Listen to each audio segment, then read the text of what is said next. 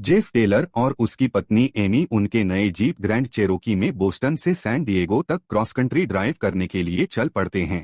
रास्ते में वे एक खराब पिकअप ट्रक से टकराने से बाल बाल बचते हैं। एक पेट्रोल पंप पर पिकअप ट्रक ड्राइवर अरल जेफ को दिखता है और वे एक दूसरे को बुरा भला कहते हैं। दोनों के द्वारा अपनी यात्रा फिर से शुरू करने के कुछ ही समय बाद उनकी कार एक खाली सड़क पर खराब हो जाती है। थोड़ी देर बाद एक ट्रक वहां से गुजरता है जिसे वो रोकते हैं। वो ट्रक ड्राइवर उनकी जीप को साइड में धकेलता है। जेफ को जीप के साथ छोड़कर एमी पास के एक रेस्तरां में जाने और मदद के लिए फोन करने के लिए उस ट्रक ड्राइवर के साथ जाना स्वीकार करती है। बाद में जेफ को पता चलता है कि किसी ने जीप के बैटरी कनेक्शन के साथ छेड़छाड़ की है। उसे दोबारा जोड़ने के बाद वे रेस्तरां की ओर चला जाता है, लेकिन पूछने पर उसे पता चलता है कि किसी ने एमी को नहीं देखा है। जेफ सड़क पर ट्रक वाले को देखता है और उसे रुकने के लिए मजबूर करता है, लेकिन ट्रक वाले का दावा है कि उसने जेफ या एमी को कभी नहीं देखा है। जेफ फिर बॉयड नाम के एक पुलिस वाले की मदद मांगता है जो पास से गुजर रहा होता है, लेकिन ट्रक की खोज से एमी का कोई संकेत नहीं मिलता है। ट्रक ड्राइवर रेड बर को जाने की अनुमति दी जाती है और बॉयड जेफ को ब्रैकेट शहर में डिप्टी शेरिफ से मिलने के लिए कहता है।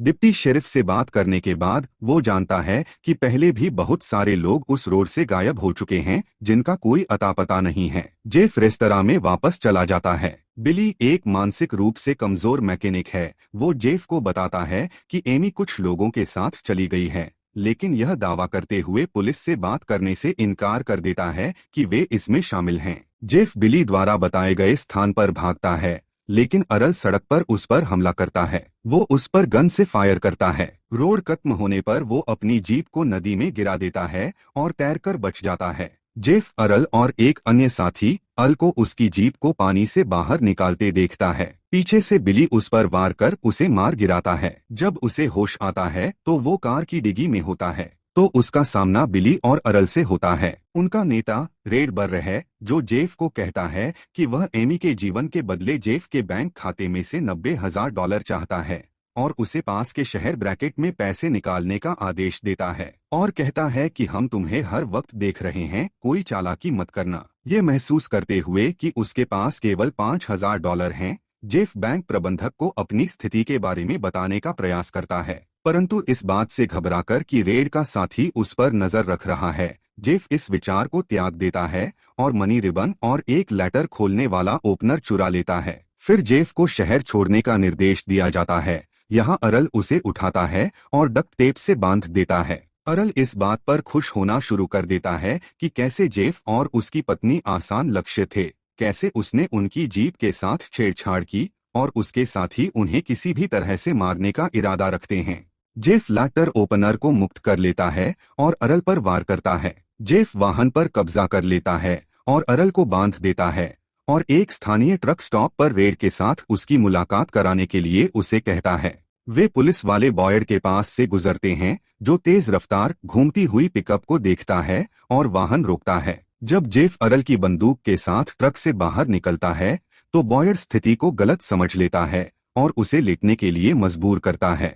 अरल खुद को मुक्त कर लेता है और छुपी हुई बंदूक से बॉयड को गोली मार देता है। इससे पहले कि अरल जेफ को गोली मार सके, घायल बॉयड उसे गोली मार देता है और उसे मार डालता है। जेफ एम्बुलेंस को कॉल करने के लिए बॉयड के रेडियो का उपयोग करता है और ट्रक स्टॉप पर चला जाता है। स्टॉप पर जेफ रेड के ट्रक के ट्रेलर के नीचे छिप जाता है। रेड अपने घर पर पहुंचता है। जेफ उसके वेयर हाउस में घुस जाता है और पाता है कि रेड और उसके साथियों का पिछले कई वर्षों में पर्यटकों को लूटने और मारने का इतिहास रहा है और उसका असली नाम वॉरेन है। अल और बिली एमी को बांधे हुए और मुंह बंद किए हुए वहां पहुंचते हैं, जिसे वे वेयर हाउस के तहखाने में एक फ्रीजर में बंद कर देते हैं। जेफ तहखाने का दरवाजा खोलने में असमर्थ रहता है। जेफ को एक बंदूक मिलती है और वह रेड से तहखाने की चाबी मांगता है। जब रेड के छोटे बेटे डे के द्वारा उसका ध्यान भटक जाता है तो बिली भाग जाता है। जेफ रेड को एमी को रिहा करने के लिए मजबूर करता है।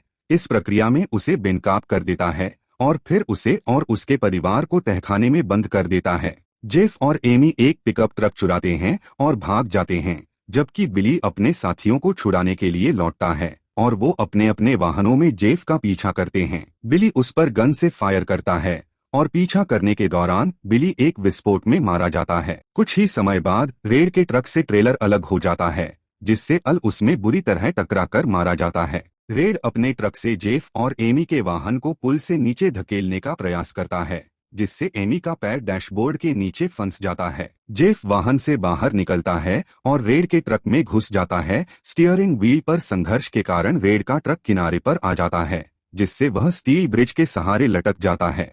रेड जेफ पर चेन से हमला करता है। जेफ अचानक चेन पकड़ लेता है और रेड को नीचे चट्टानों पर फेंक देता है। जेफ एमी को डैशबोर्ड से मुक्त कर लेता है। यह देखते हुए कि रेड गिरने से बच गया, एमी शिफ्टर खींच देती है, जिससे लटक रहा ट्रक गिर जाता है और उसे कुचल देता है। पुल के किनारे पर बैठे जेफ और एमी एक दूसरे को गले लगाते हुए पुलिस के आने का इंतजार करते हैं।